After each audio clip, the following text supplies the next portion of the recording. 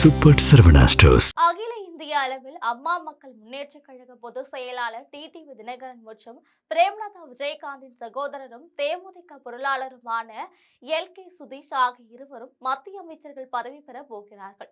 இவர்கள் இருவருமே அடுத்த மாதம் 2வது வார இறுதியில் ராஜ்யசபா எம்பி பதவியை பெறுகிறார்கள்.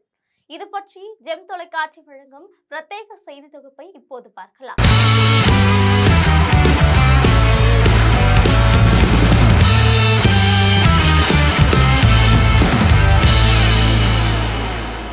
தமிழக சட்டமன்ற தேர்தல் மட்டுமில்லாமல் மற்றொரு தேர்தலும் இப்பொழுது பரபரப்பாக பார்க்கப்படுகிறது. அந்த வகையில் நாடாளுமன்ற மாநிலங்களவையில் தற்பொழுது 10 மாநிலங்களை சேர்ந்த 37 இடங்கள் காலியாக இருக்கிறது.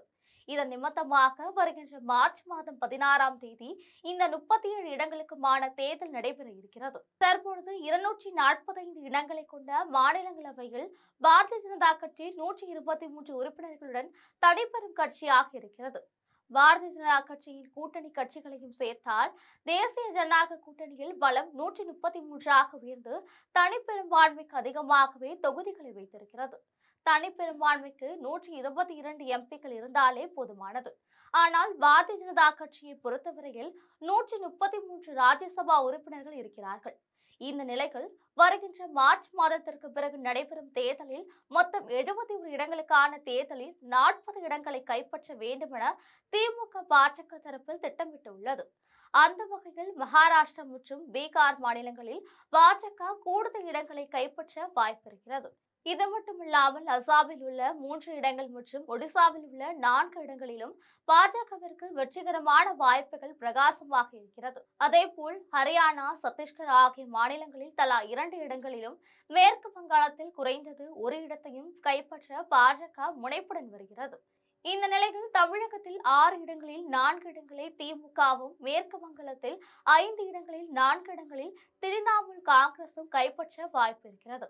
இதனிடையே தற்பொழுதைய சூழ்நிலைகள் இந்தியா கூட்டணியை சேர்த்த வேட்பாளர்களில் அதிகபட்சமாக 14 வேட்பாளர்கள் மட்டுமே வெற்றி வாய்ப்பு பெற வாய்ப்புள்ளதாக அரசியல் ஆய்வாளர்கள் கருதுகிறார்கள். இந்த நிலையில் தமிழ்நாட்டை பொறுத்தவரையில் அதிமுக தரப்பில் டிடிவி தினகரனுக்கு ராஜ்யசபா பதவி தந்து மேலும் அவருக்கு அமைச்சர் பதவியும் தரப்படும் என பாரதிய ஜனதா கட்சி சார்பாக உறுதியளிக்கப்பட்டதாக ரகசிய தகவல் கசிந்துள்ளது. இதேபோல் தேமுக தரப்பில் பிரேமலதா விஜயகாந்தின் சகோதரரும் தேமுதிக பொருளாளருமான எல்.கே. சுதீஷ்க்கும் ராஜ்யசபா பதவி தரப்பட்டு அவருக்கும் அமைச்சர் பதவி கிடைப்பதற்கான ஏற்பாடுகள் திரைமறைவில் நடைபெற்று வருகின்றன. இதற்கிடையே தமிழகத்தை பொறுத்தவரையில் வருகின்ற ஏப்ரல் மாதம் 2ஆம் தேதி 6 ராஜ்யசபா இடங்கள் காலியாகின்றன. அந்த வகையில் அதிமுகவிற்கு 2 இடங்கள் மீண்டும் உறுதியாக கிடைக்கும் என தெரிகிறது.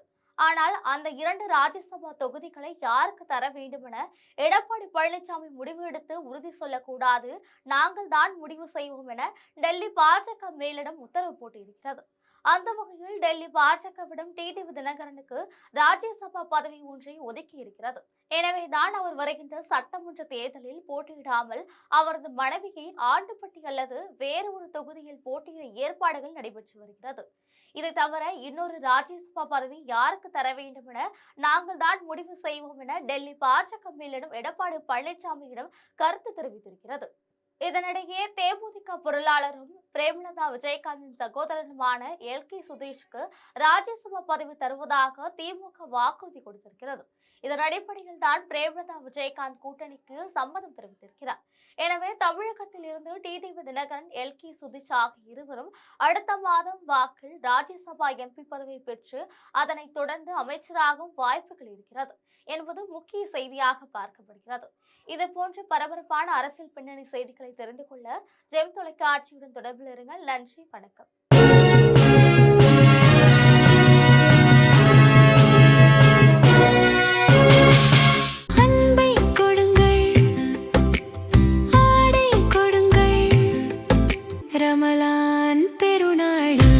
Super Saravana stores.